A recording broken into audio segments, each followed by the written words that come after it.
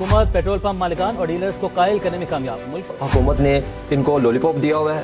Petrol और diesel की कीमतों में आज फिर बड़ा इजाफा हुआ। हुकूमत ने आवाम को ओगरा के सहारे छोड़ दिया है। और जो डेली बेसिस पे प्राइस में इजाफा हो रहा है, जिस तरह महंगाई बढ़ रही है, जिस तरह बिजली के बिल में इजाफा हो रहा है, तो आवाम भी एक दफ़ा एहतजाज के लिए शामिल होती है। रात को फिर पाकिस्तान में पेट्रोलियम प्रोडक्ट्स की प्राइस में एक दफ़ा फिर इजाफा हो चुका है। अब लगभग तकरीबन 8 रुपये 7 रुपये तक इजाफा किया गया है। डीजल की प्राइस में तकरीबन 8 रुपये तक इजाफा किया गया है। जो नई प्राइस है वो 375 से भी तजाविज़ कर चुकी है, जबकि पेट्रोल की कीमत में भी लगभग 7 रुपये इजाफा कर दिया गया है और अब नई कीमत जो है वो 327 रुपये भी बढ़ चुकी है।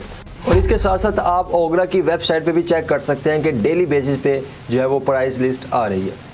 इसके साथ साथ आपको बताता चलूँ कि जो पेट्रोल पंप के मालकान हैं और जो डीलर्स हैं, उन्होंने भी जो हड़ताल थी आज के रोज़ जो रात 12 बजे स्टार्ट होनी थी वो भी मौखर कर दिया, क्योंकि पेट्रोलियम मिनिस्टर अली परवेज़ मलिक और इनके दरमियान जो है मुज़ाकरात तय हो चुके हैं।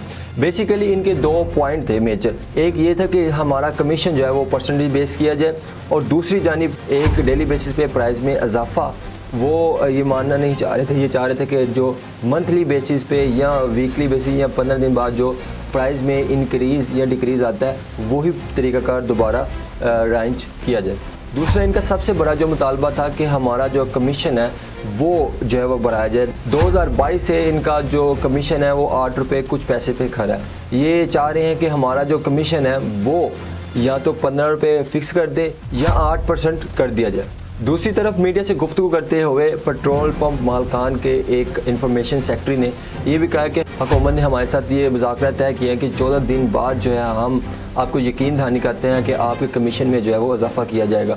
और दूसरी तरफ ये भी उन्होंने कहा कि जो ये डेली बेसिस पे पेट्रोल की प्राइस का इंक्रीज़ का जो मेकनिज़म है इसको भी 14 दिन तक रिव्यू किया जाएगा, और अगर आवाम को इससे ज़्यादा नुकसान हुआ तो हम इसे वापस ले लेंगे। इसके साथ साथ इनका ये भी कहना था कि हमारे ये भी मुज़ाकरात तय पा चुके हैं कि 14 दिन तक जो डेली बेसिस पे पेट्रोल की प्राइस का जो मेकनिज़म है उसे रिव्यू किया जाएगा। आफ्टर 14 डेज़ ये देखा जाएगा, अगर ये फ़ैसला सही रहा तो हम जो है वही यही लागू करेंगे, और फिर पुराने वाला तरीक़ाकार महीने बाद या 15 दिन बाद या हफ्ते बाद पेट्रोल की प्राइस का तयन किया जाएगा।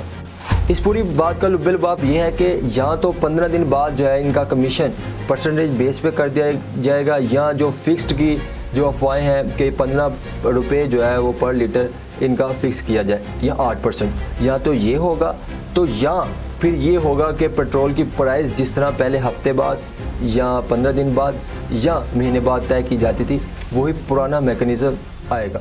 क्योंकि डेली बेसिस पे जिस तरह पेट्रोल की प्राइस बढ़ रही है, कभी 5 रुपये कभी 7 रुपये, और लगभग अब जो है वो तकरीबन पिछले 15 से 20 दिन के अंदर अंदर जो है वो लगभग 300 से जो है वो 327 तक ये पहुंच गया, और जो डीज़ल है वो भी 375 तक पहुंच चुका है। लगभग जो है वो 75 रुपीज़ जो है वो डीज़ल में बढ़ चुके हैं। और ज़्यादातर चांस यही है कि हुकूमत जो है वो अपने पुराने मैकेनिज़्म पे आएगी, और ये जो डेली बेसिस वाला है ये 15 दिन बाद ख़त्म कर सकती है।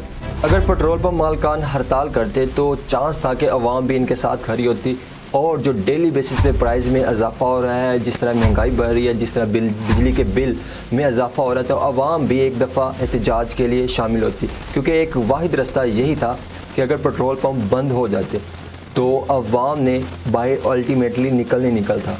क्योंकि पेट्रोल एक वाहिद ऐसी चीज़ है जिसके ज़रिए आप ऑफिस, आप रोज़मर्रा के जो भी बिज़नेस एक्टिविटीज़ हैं आप उसी के ज़रिए परफॉर्म करते हैं। ट्रैवलिंग ओवरऑल जो है हमारी पाकिस्तान में पेट्रोल पे इन्हिसार करती है।